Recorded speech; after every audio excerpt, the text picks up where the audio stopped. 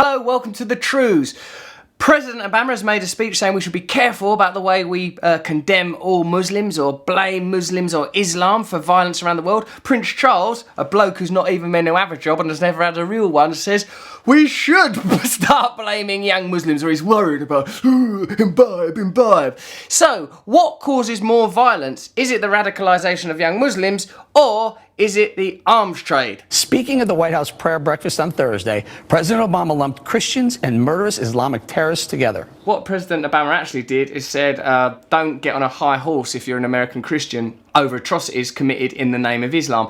And in a way, Obama is quite right to say that, because whilst all religious violence is bad and terrible, and Muslim violence bad and terrible, listen to this. Muslim violence has claimed the lives of around 2 million people. God, that's awful, isn't it? But Christian violence has claimed 100 million lives. And more importantly than that, capitalism violence. Capitalism is an ideology too. It has its profits, it has its ideology, it has its institutions, and it's held together in the same way that a religion is. It's a kind of secular extremism. And lest we get on our high horse and think this is unique to some other place, remember that during the Crusades and the Inquisition, Never mind the Crusades, what about the Gulf War? people committed terrible deeds in the name of Christ. So this is not unique to one group or one religion. There is a tendency in us, a sinful tendency.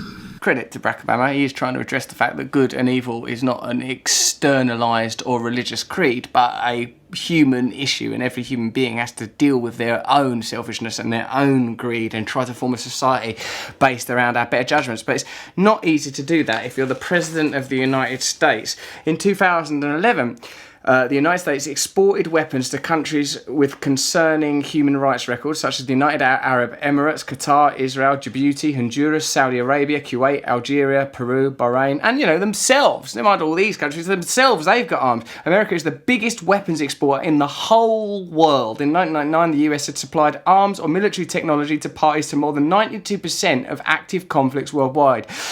So whenever a member of the American government talks about violence and their condemnation of violence, remember they make a good deal of their money from selling the utensils to create and enact that violence. He crossed the line. In fact, President Obama pole vaulted over the line using some misguided moral equivalency. President Obama reached back 1,000 years to compare a group of Christians then to radical Islamists killing innocents in the name of Allah now. Religious ideology versus another type of religious ideology. Political and social ideologies are what cause the real damage. Reports say radical Muslim jihadists killed thousands of people. Yeah, you see that radical Muslim jihadist is killing those people with something, isn't he? He's got a bazooka on his shoulder. You might want to check out where he got that from. In the past few months alone, and yet, when you take Christianity, Judaism, Hinduism, Buddhism, whatever, their combined killings in the name of religion, well, that number would be zero. Well, that's not true. In Burma, Buddhist monks in Myanmar are slaughtering women and children, whilst Muslim minorities are repeatedly targeted and killed. This is coming from the very core of my Christianity, my humanity, and my civilized self. Mr. President,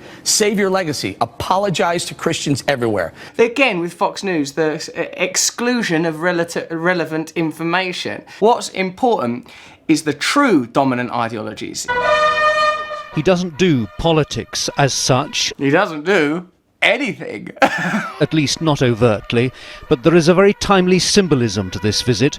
This was Britain saying to Jordan, we stand alongside you in the fight against Islamic State. In a way, that's a highly political role, and also on the Trews a little while ago, we talked about the fact that Prince Charles and the Queen have power of veto over bills that have already been passed through Parliament, a thing that doesn't outrage us at all, because we're too busy being outraged by what we're told to be outraged by. Charles was shown around part of the camp, seeing for himself one part of the human tragedy of a neighbouring country in which Islamist extremism has taken such a hold. Do you think that some of the problems could be a result of weaponry?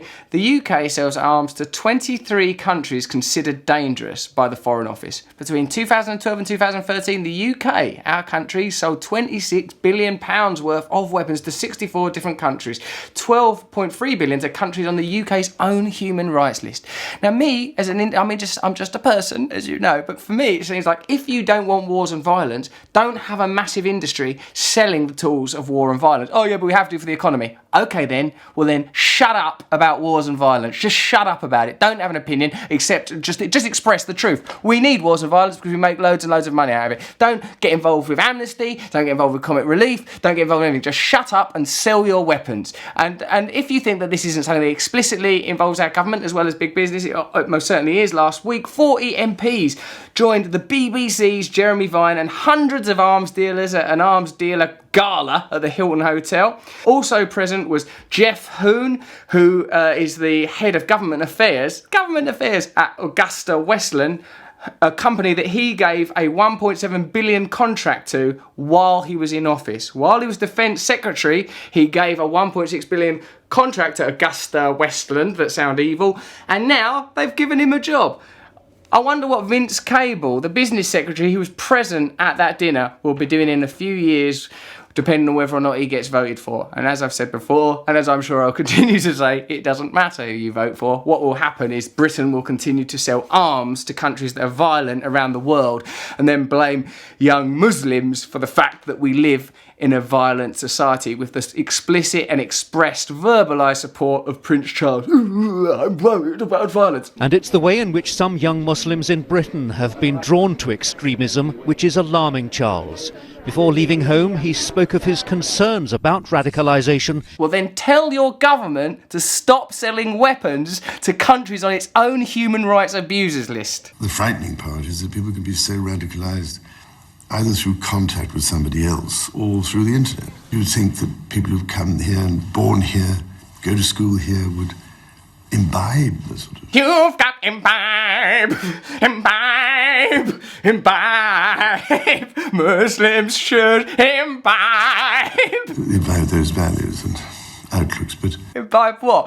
The toxic air of condemnation where there's programmes like Immigrant Street in production, the constant condemnation in the tabloid newspapers, the bombing of countries where people with the same faith and background as them are regularly killed and are never represented, the droning. But I think they might be imbibing that a little more than stuff that goes on Facebook. Charles's language in that interview was very plain.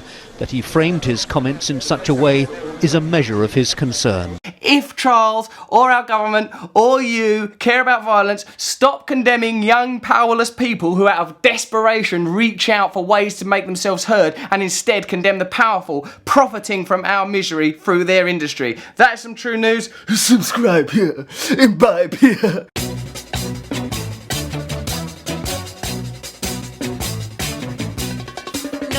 Is a tool that is abused to fool you and to leave you scared and confused. Trews is like the news. If the news was true, I want some Trews. Let's have some Trews.